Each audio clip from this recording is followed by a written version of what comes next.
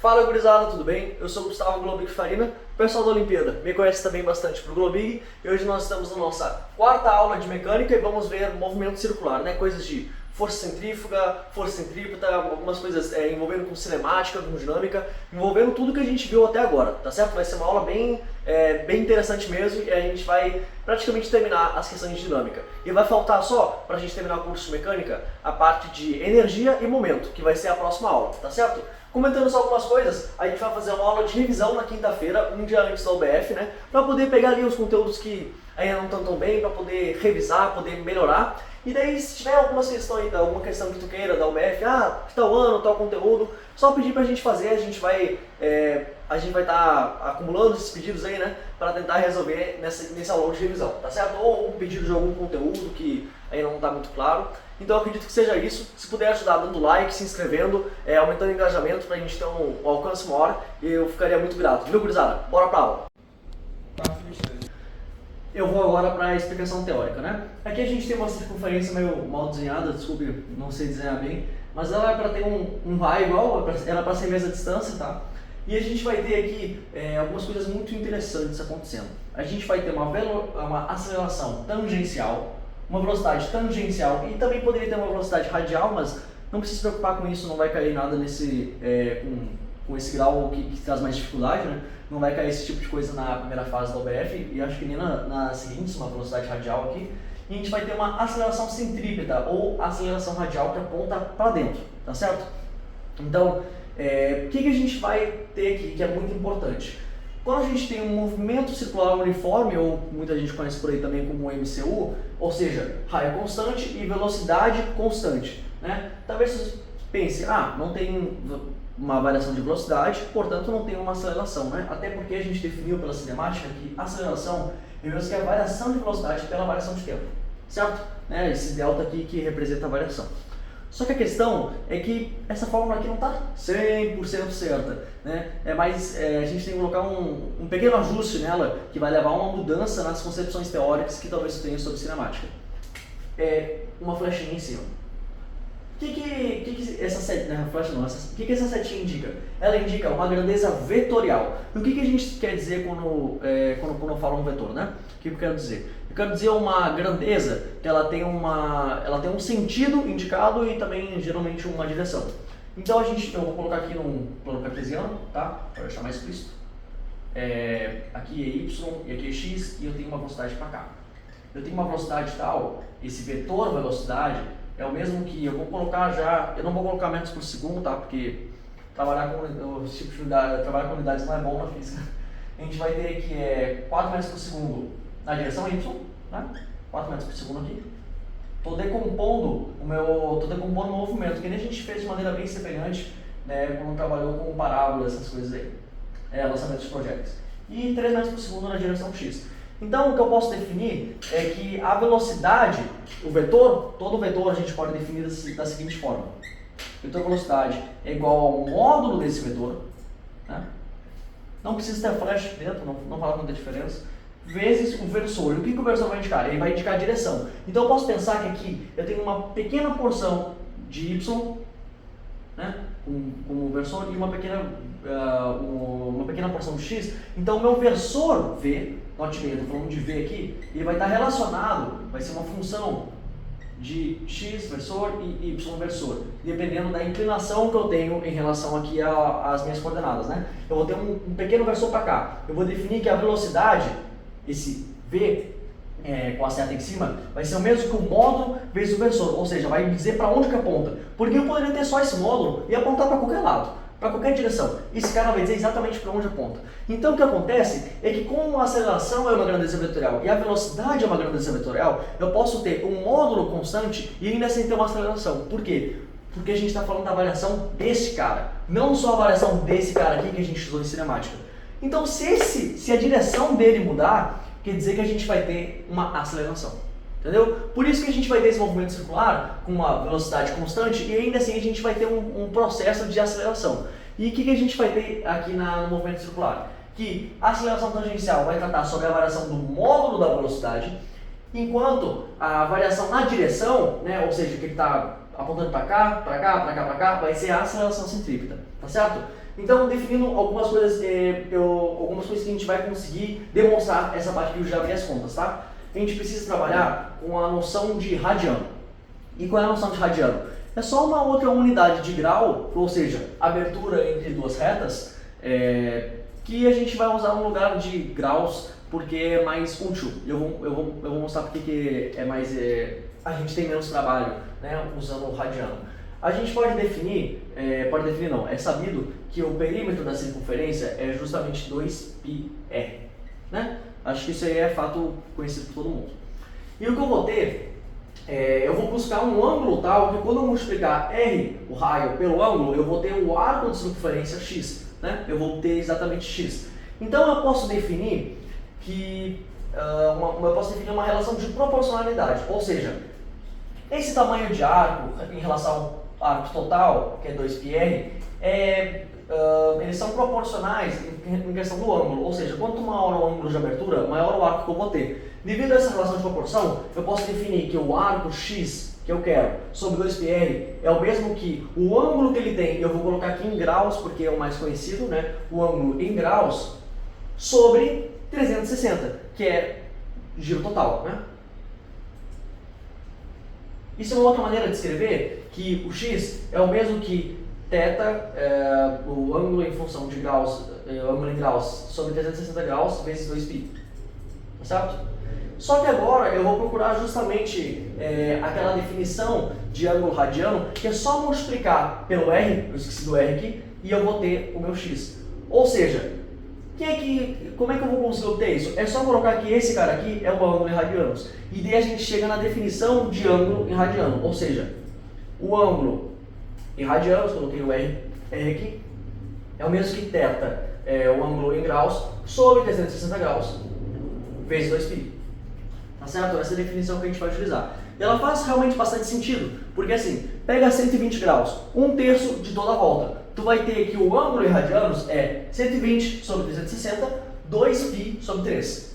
2π sobre 3 vezes r vai dar 2πr sobre 3. Isso é 1/3 do arco total. Só que, por mais que possa parecer muita firula, é muito útil, porque eu posso jogar de cara esse ângulo, eu posso definir no caso, né? Definição melhor. A caneta morreu, eu aproveitei e dei uma limpada no quadro, então eu vou ter basicamente que x é o mesmo que o raio vezes θ em radianos. Tá certo? Aquela relação de radianos que a gente basicamente uma regra de 3, né? Pega o ângulo, divide por 360 graus, multiplica por 2π. Pronto, é só isso, tá certo? Então, como é que a gente vai demonstrar a aceleração tangencial, que é muito mais simples que a aceleração centrípeta, né? Pelo menos ao meu ver. A gente vai ter que x é igual a r vezes o ângulo θ, né? Usando θ, claro, em radianos. Eu não vou explicitar todo momento, porque não tem nem por que trabalhar em graus.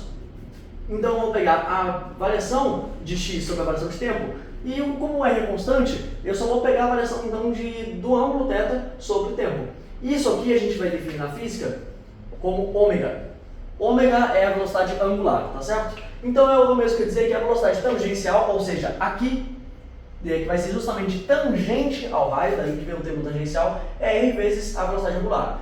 E eu vou pegar de novo a variação disso aqui. Então eu vou ter que a variação, né, da velocidade tangencial sobre a variação de tempo é o mesmo que r vezes a variação da velocidade angular sobre a variação de tempo, que é o mesmo que a variação da variação, né? A gente vai decidir isso, uma variação por tempo, variando de novo sobre tempo, é o mesmo que uma aceleração, que a gente vai definir isso como aceleração angular. E essa caneta aqui também quer morrer, tá bem complicado mesmo de dar aula. Isso aqui é igual a aceleração tangencial, desculpe. Eu estou escrevendo aqui como dá, tá? Essa relação aí. E o alfa é a aceleração angular, né? Essa nomenclatura bem usual. E assim, eu não quero soar muito irritante, mas tem uma coisa que é meio decoreba e não tem muito o que fazer. Eu acabei de trabalhar como é que é a aceleração tangencial, né? E talvez você esteja se perguntando, como é que é a aceleração centrípeta? É meio decoreba, mas o que tu pode utilizar já para a primeira fase é que a aceleração centrípeta é igual a velocidade ao quadrado sobre r, né? E velocidade, quando eu falo velocidade aqui, eu me refiro à velocidade tangencial. A demonstração desse resultado é um pouquinho complicada, mas eu vou fazer ali no final da aula como um anexo, né? Como um apêndice, se tu quiser dar uma olhada. Não é algo que, meu Deus, não sei essa demonstração, o que eu vou fazer. Cara, a demonstração não é tão importante. Agora, essa relação é essencial. Coloca na cabeça que a velocidade ao quadrado sobre o raio é a aceleração centrípeta. Isso é muito importante. E também saber que essa aceleração ela aponta para dentro. E talvez você já tenha ouvido falar por aí de uma aceleração centrífuga e que ela não existe, é uma força fictícia, mas que na real isso vai mudar o movimento. Eu vou trabalhar mais sobre isso nas questões que eu acho que faz muito mais sentido com uma aplicação prática, beleza? Então a gente vai agora para as questões. A gente vai agora para a nossa primeiríssima questão. Um ponto material executa um movimento circular uniforme num dado referencial plano. Do ponto de vista de um observador que percebe este movimento, é correto afirmar que, ele dá a primeira opção. A aceleração vetorial da partícula é nula, a componente normal da aceleração é nula, a aceleração vetorial da partícula possui módulo constante e a força que age sobre a partícula é nula, o módulo da velocidade da partícula é variável. Tá? Primeira coisa que a gente já pode matar, a gente está falando de um movimento circular uniforme, ou seja, de velocidade constante, e como ela tem uma velocidade constante, a velocidade não pode ser variável, que é justamente o que fala ali a questão, ou a módulo da velocidade é variável. O que vai mudar é só a direção. Então a gente já pode marcar, o item tá errado, ok?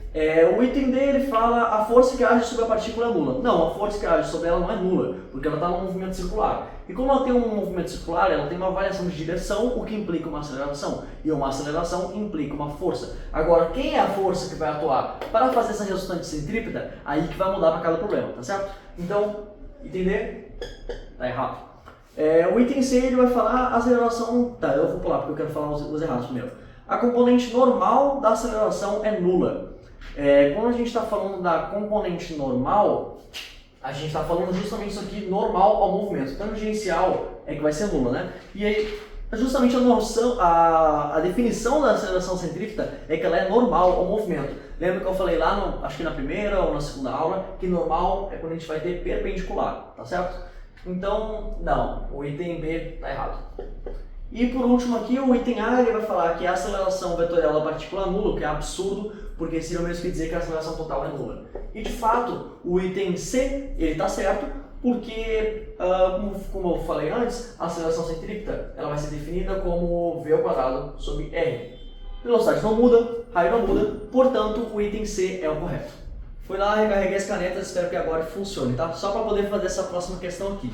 Que a primeira parte eu fiz na última aula. Que ela vai dizer, Ela vai dizer que a gente tem uma massa M de 2 kg em cima da mesa e uma massa Mzinho de meio quilo embaixo. Primeira situação, ele considera que M é solto do repouso e ele pede a tração do fio. Que para a gente conseguir descobrir isso, a gente usa as propriedades de fios de massa desprezível e inextensíveis, cuja aceleração em todos os pontos é constante. E daí agora a gente vai para a questão 10, que é considera a seguinte situação. Um estudante inicialmente segura a massa M a uma distância de 0,4 metros, mantendo o sistema em equilíbrio. Logo em seguida, um impulso é aplicado à massa M, fazendo com que a mesma adquira instantaneamente uma velocidade de 0,8 metros por segundo, em uma direção perpendicular ao fio.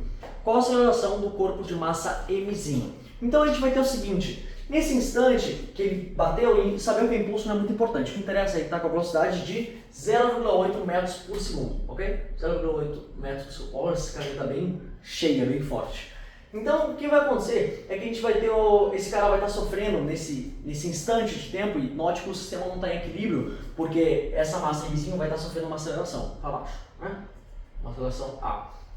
A gente vai ter nesse instante uma aceleração centrípeta, porque ele está com essa velocidade e a gente tem o raio, que foi definido a distância desse cara aqui, e esse cara aqui é perpendicular, ou seja, uma velocidade tangencial de 0,4 metros.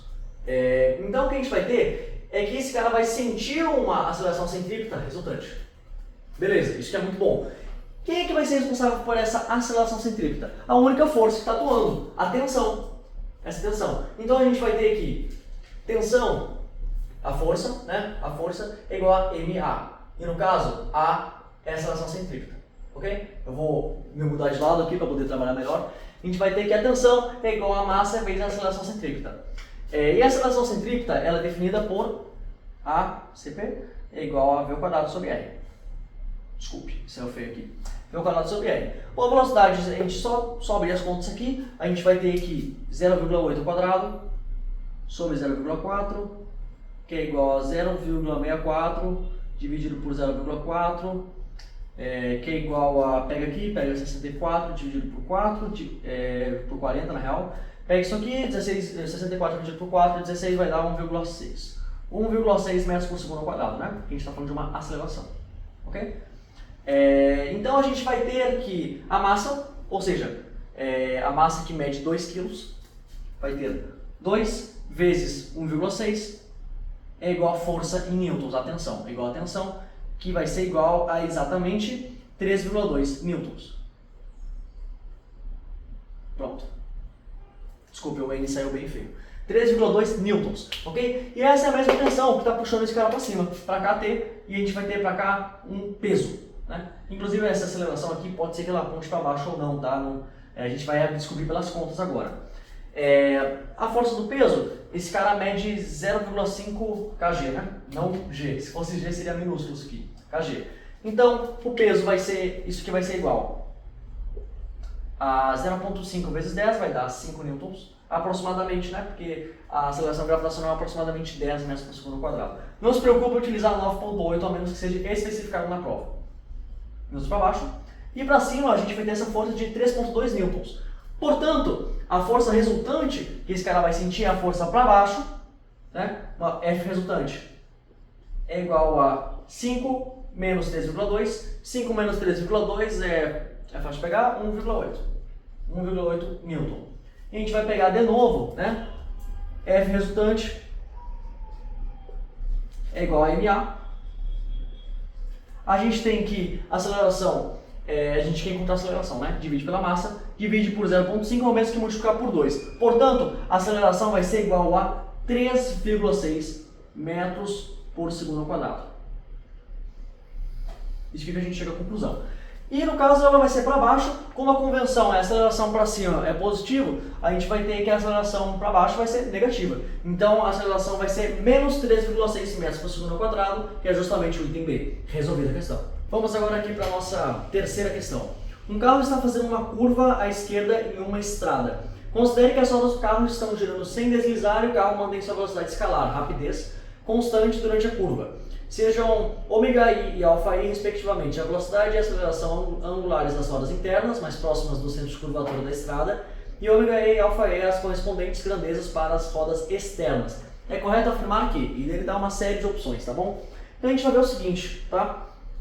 Quando a gente está trabalhando com o movimento circular, eu trouxe lá no início da aula, a aceleração tangencial é igual a R, o raio, vezes alfa, que é a aceleração angular. E veja bem, a velocidade é constante. Velocidade constante não tem módulo da velocidade, né? Rapidez, como ele mesmo diz.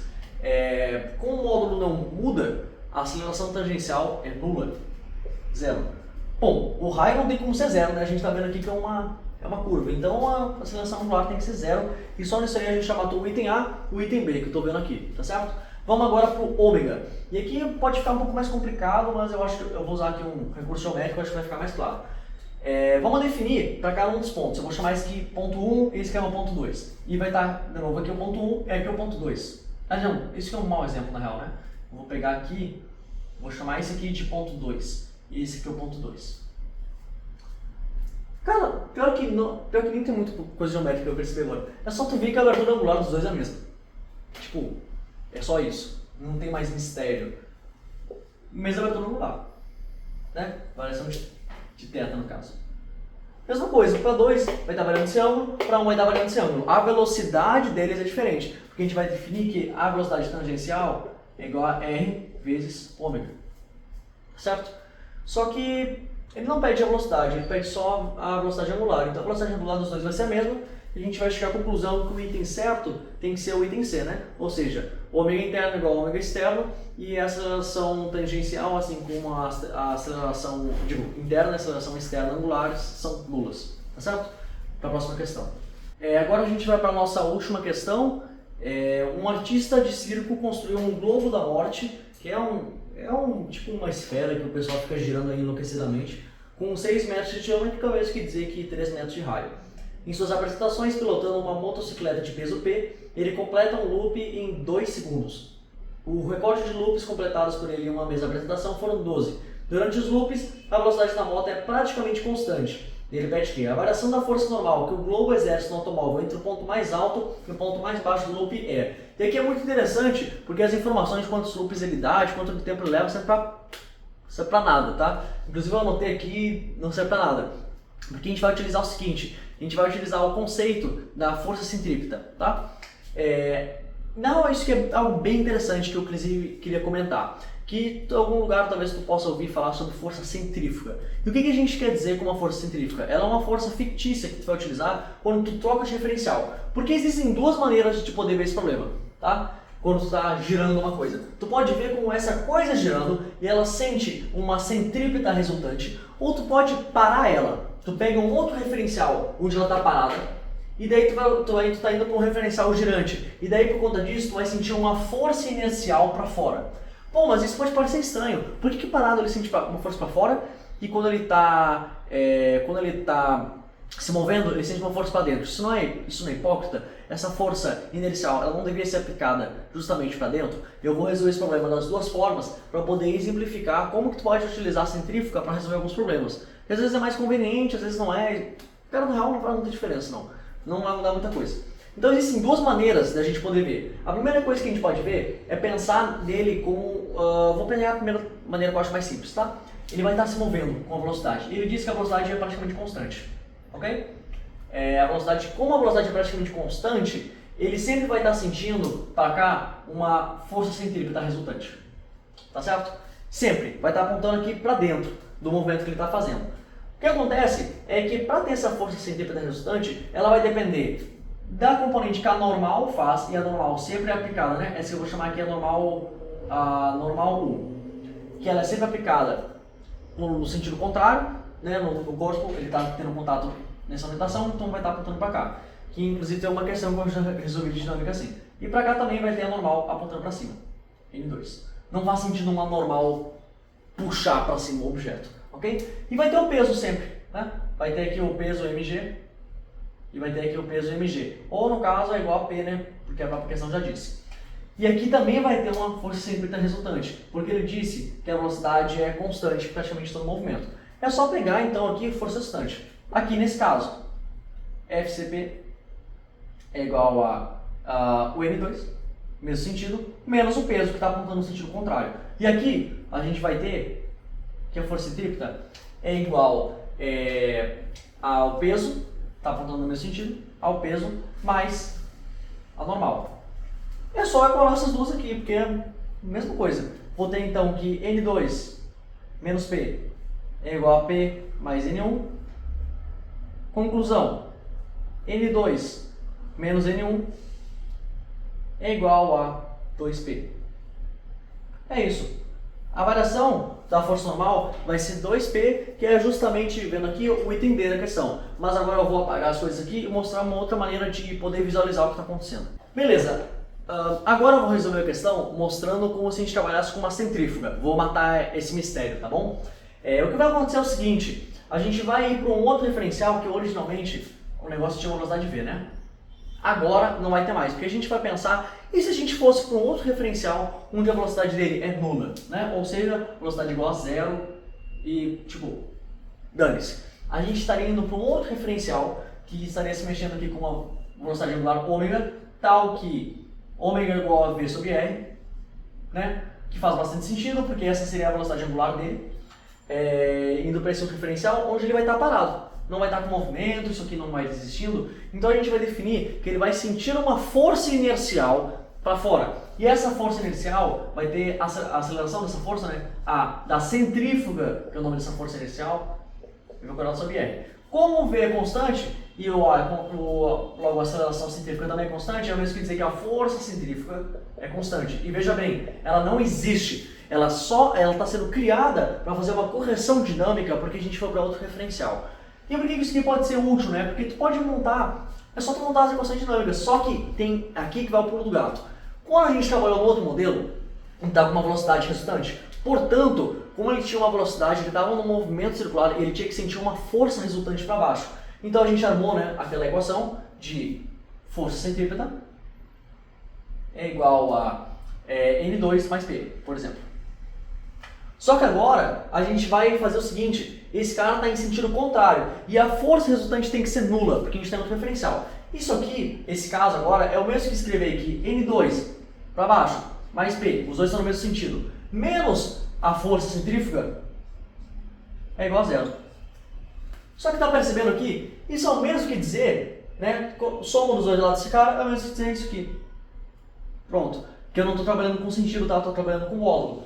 Percebe que eu estou das duas maneiras dizendo que esse somatório é o mesmo que m vezes, né, v ao quadrado sobre r, que é a aceleração centrífuga ou centrípeta em módulo, né, e colocando aqui a massa vezes a aceleração F igual a ma.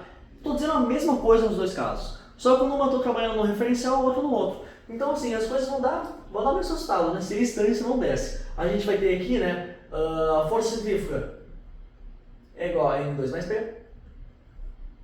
E, né, porque senão ele estaria tendo uma força resultante, não é possível. E aqui a gente vai ter saúde. A gente vai ter que o saúde, aqui ele vai estar sentindo uma força centrífuga inercial, vai ter que peso mais força centrífuga menos a força normal 1 é igual a zero. Portanto, a gente vai ter aqui, né, soma as equações, esse cara dos dois lados, é o mesmo que colocar aqui P menos N1, não, pera aí, foi mal, N1 menos P vai ser igual a N2 mais P. Chegamos na mesma coisa que a variação de normais é igual a 2 pesos. Essa é a variação da força normal. Então é isso aí, essa é uma outra maneira de ver, sabe, nesse exemplo aqui pode parecer um pouco besta, mas existem alguns problemas que quando tu troca o referencial as coisas ficam bem mais simples mesmo, tá certo? Fazer aqui, né, aquele apêndice comentando sobre a aceleração centrípeta, isso aqui é muito mais uma visualização geométrica e fazer algumas aproximações que podem soar um pouco absurdas, mas elas funcionam, tá certo? A gente vai ter aqui, retomando aqui o movimento circular, pensa nesse instante aqui, eu vou trocar esse θ, vou trocar para cá, um θ de abertura aqui. Isso aqui é a fração θ, tá? Esse borrão ali. Esse momento aqui indo para esse momento aqui, que passou um intervalo ΔT, né? E ele passou por um intervalo, na real, variação de θ. Variação de θ. Foi essa variação, esse ângulo que abre aqui.